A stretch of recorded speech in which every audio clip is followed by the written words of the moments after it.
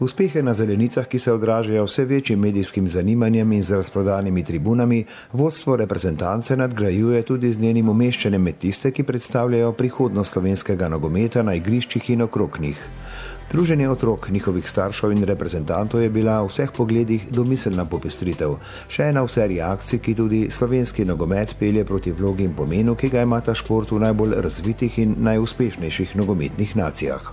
Prebuja nekako vse in da je vse več pozornosti in mislim, da so rezultati plod temu in upam, da bo šlo v tej smeri še naprej. Tokrat so reprezentanti sedli, lahko bi rekli, v šolske klopi in nogometnim nadebudnežem namenili nekaj nepozabnih trenutkov.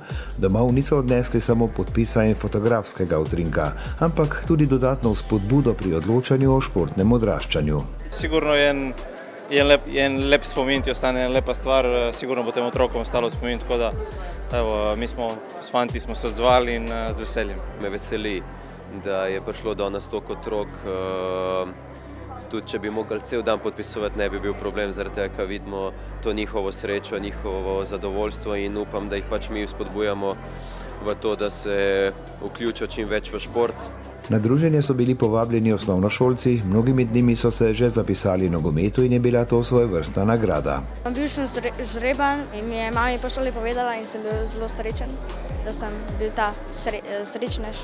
Pika na i za šolsko leto kot ena nagrada, da lahko ima možnost, da sreča, da začuti to, ker da veliko časa, energije v nogomet. Starši so seveda tisti, ki nekako krmarijo med ponudbami, ki so jih iz športnega oziroma nogometnega zornega kota deležni njihovi otroci in med željami in idejami slednjih. Vse pogovarjamo, gledamo tudi, tako da Liga prvakov smo gledali vse tekme, tako da pod slovenska reprezentanca. Veliko tega nogometa, mogoče zame kot mamo je preveč, ampak sodelujem, ga soportiram. Tudi nogometne tekme zelo spremljamo, tako da živimo z nogometom, ker šport je pomemben za otroke. Tako da zelo veliko nam danes pomeni današnji dan. No? In katera imena so se jim najbolj vtisnila v spomin? Stanković, Benjamin Šeško, Andraž Porar, pa Matevž Vidovšek. Dragocen spomin na druženje bodo seveda avtogrami. Šeškota, Zajca, Šporarja, ne vem, Balković. Šporarja, fal od Viola, Stankovića, Stojanovića.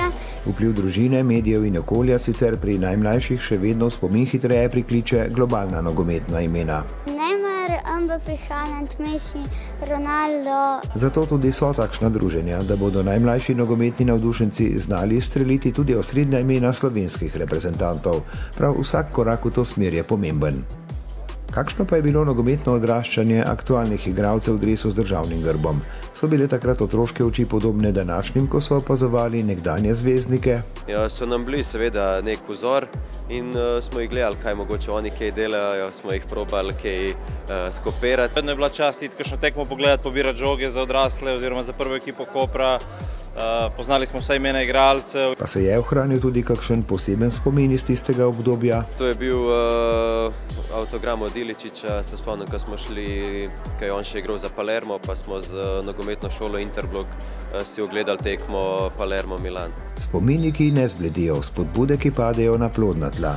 Morda se je kakšna tovrstna zgodba rodila tudi ob tokratnem druženju, ko je Nogometna zveza Slovenije naredila še enega v seriji odločnih korakov pri popularizaciji reprezentančnega oziroma nogometa nasploh.